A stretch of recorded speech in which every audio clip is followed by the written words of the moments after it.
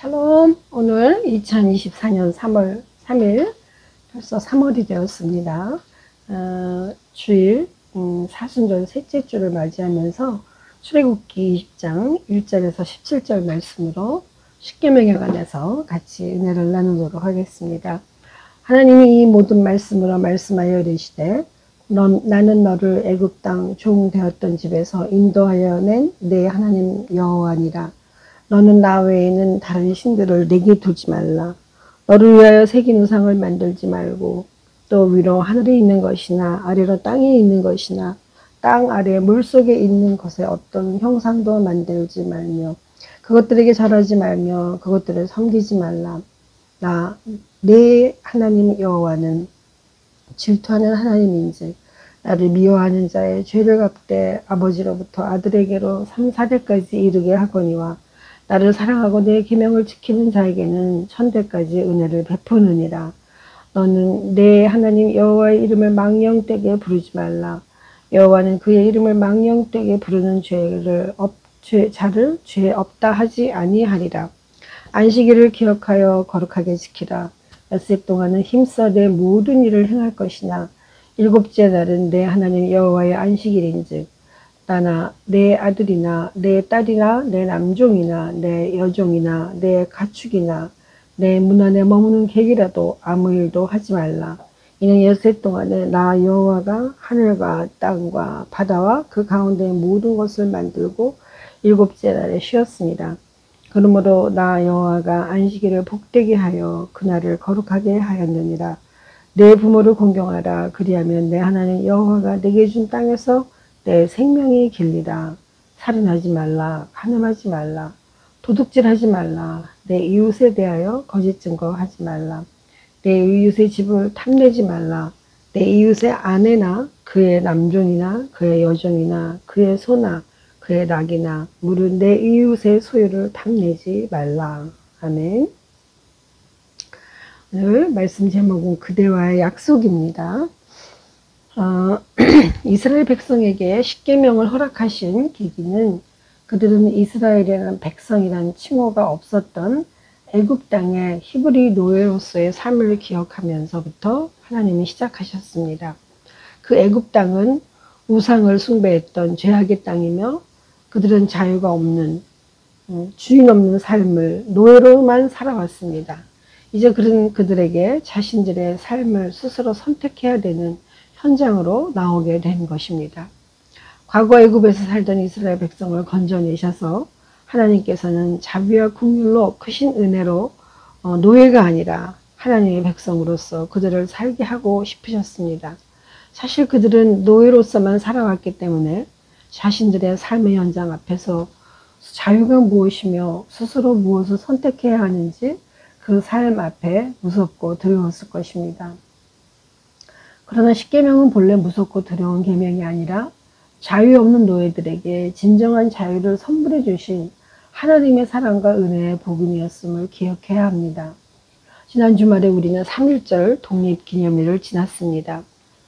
우리나라에서도 일본의 강점기 45년의 세월을 보내면서 그렇게 험난한 고통을 받아왔지만 실제 해방이 되었음에도 불구하고 진정한 자유를 선택하기까지 자유 대한민국을 만들어가기까지 얼마나 험한 세월들을 지나왔는지 우리는 되돌아볼 수 있습니다.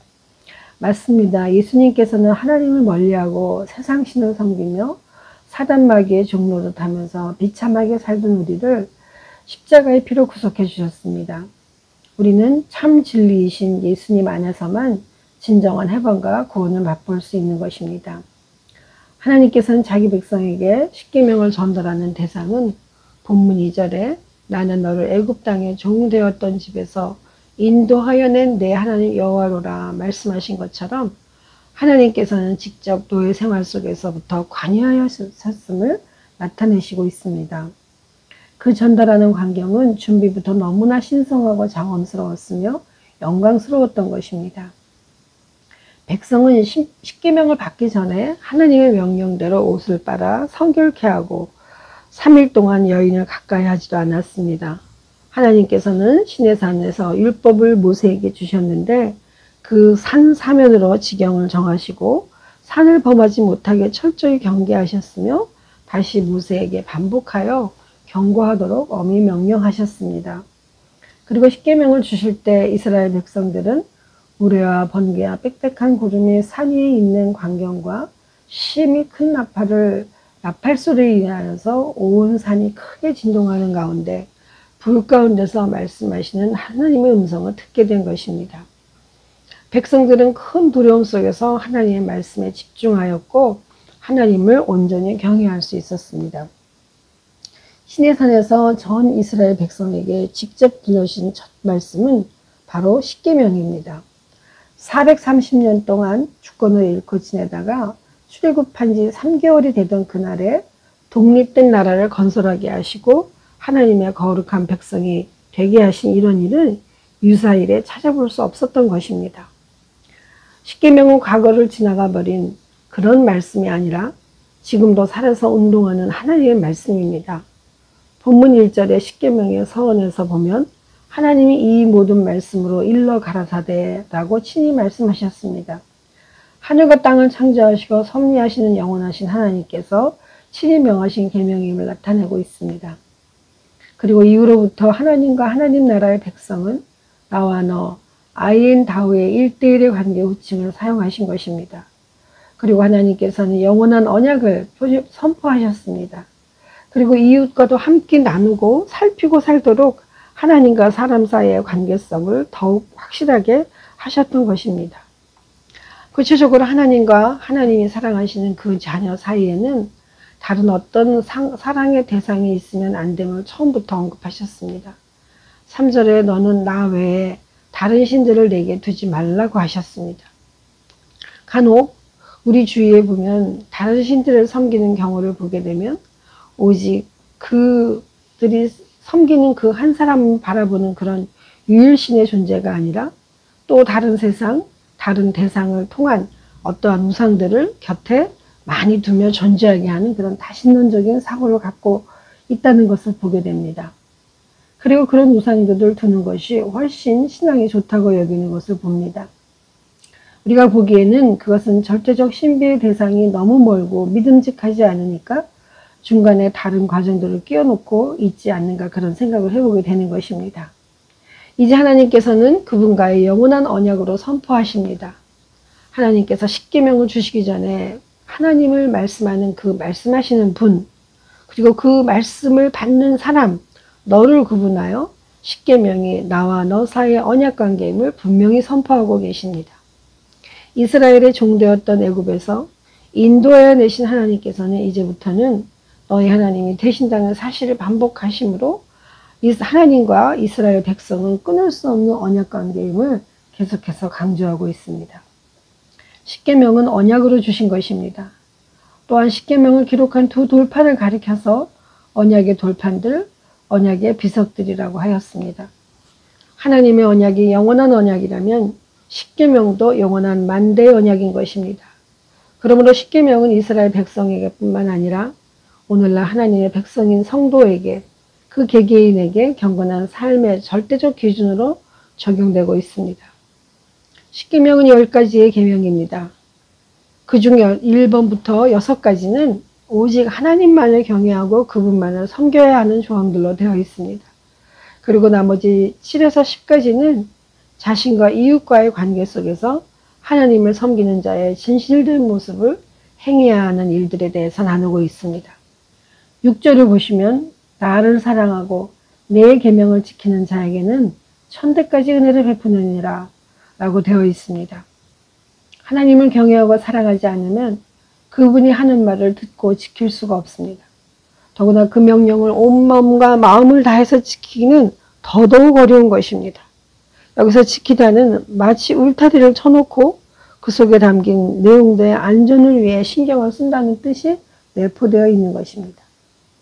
정녕 그분은 사랑하는 자가 이처럼 그분의 계명을 지켜나갈 수가 있다는 것입니다. 또한 하나님의 축복은 하나님의 진노보다 훨씬 그 미치는 영향이 비교도 할 수 없을 만큼 지속적이고 어마어마하다는 것입니다.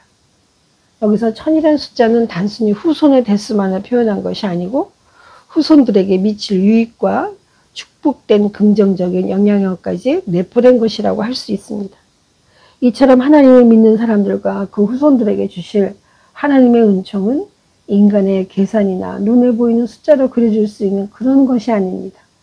즉 하나님께서는 하나님의 자손을 택하여 그들을 돌보실 때 인간이 죄로 인해서 심판을 받기보다는 회개하고 돌아올 때 훨씬 더 큰 구원의 은총을 받게 하시고 기뻐하시는 분이심을 말씀하고 있는 것입니다. 이제 신구약 성경의 모든 계시의 압축을 보게 됩니다. 예수님께서는 간략하게 요약하신 그 두 계명은 마태복음 22장 37절에서 39절 그곳에 각각 기록되어 있습니다. 첫째 되는 계명은 너의 마음을 다하고 성품을 다하고 힘을 다하고 목숨을 다하여 내 하나님 여호와를 사랑하라고 하셨고, 둘째 되는 계명은 내 이웃 사랑하기를 내 몸과 같이 하라는 말씀을 하셨습니다. 예수님께서는 마태복음 22장 40절에서 이 두 계명이 온 율법과 선지자의 강령이니라 라고 말씀하셨습니다. 이 강령은 크레마님이며 매달리다라는 뜻입니다. 이것은 두 계명을 압축하는 십계명의 모든 말씀들이 율법과 함께 매달려 있다라는 뜻으로 십계명은 모든 말씀의 머리고 압축이라는 것입니다. 10개의 말씀으로 요약되어진 십계명은 이스라엘뿐만 아니라 온 인류를 향한 하나님의 뜻이 완전하게 요약된 계시이고 신구약 성경의 모든 계시의 압축이라는 것입니다. 이 10개의 말씀들을 근간으로 모든 율법의 세부 조항이 세워졌고 이것은 온 인류의 법이 된 것입니다. 따라서 신구약 성경 전체의 강령인 십계명을 알지 못하면 기독교 복음의 진수를 깨달을 수가 없습니다. 나아가서 십계명을 이해하지 않고서는 영생의 본질이요 하나님 나라의 비밀이신 예수 그리스도를 온전히 알 수 없습니다.